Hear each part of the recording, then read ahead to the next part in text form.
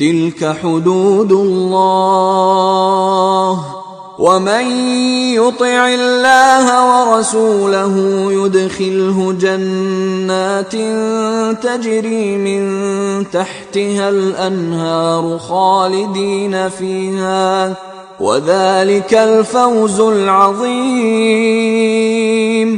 تمام احکام خدا کی حدیں ہیں، اور جو شخص خدا اور اس کے پیغمبر کی فرما برداری کرے گا خدا اس کو بہشتوں میں داخل کرے گا جن میں نہریں بہ رہی ہیں، وہ ان میں ہمیشہ رہیں گے، اور یہ بڑی کامیابی ہے۔ ومن يعص الله ورسوله ويتعد حدوده يدخله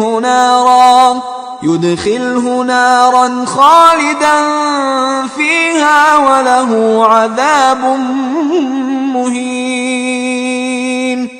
اور جو خدا اور اس کے رسول کی نافرمانی کرے گا اور اس کی حدوں سے نکل جائے گا اس کو خدا دوزخ میں ڈالے گا جہاں وہ ہمیشہ رہے گا، اور اس کو ذلت کا عذاب ہوگا۔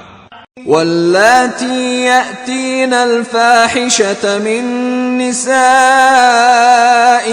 فاستشہدوا علیہن أربعة منکم فَإِن شَهِدُوا فَأَمْسِكُوهُنَّ فِي الْبُيُوتِ حَتَّى يَتَوَفَّاهُنَّ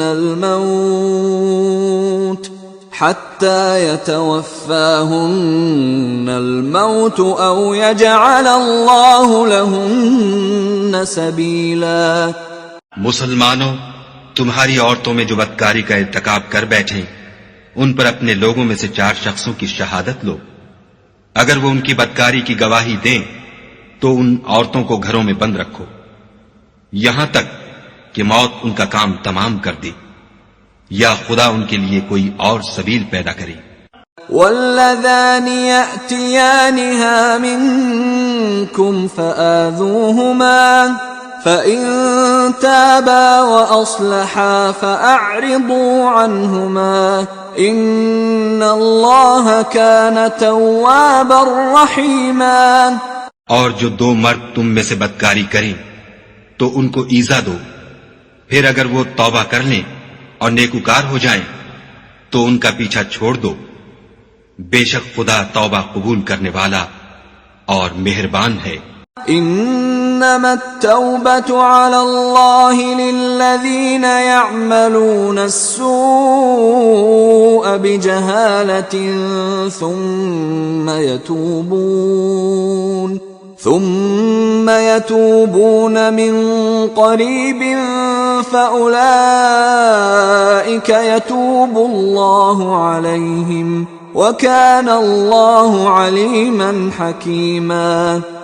خدا انہی لوگوں کی توبہ قبول فرماتا ہے جو نادانی سے بری حرکت کر بیٹھتے ہیں پھر جلد توبہ کر لیتے ہیں، بس ایسے لوگوں پر خدا مہربانی کرتا ہے اور وہ سب کچھ جانتا اور حکمت والا ہے۔ وَلَيْسَتِ التَّوْبَةُ لِلَّذِينَ يَعْمَلُونَ السَّيِّئَاتِ حَتَّى إِذَا حَضَرَ أَحَدَهُمُ الْمَوْتُ قَالَ إِنِّي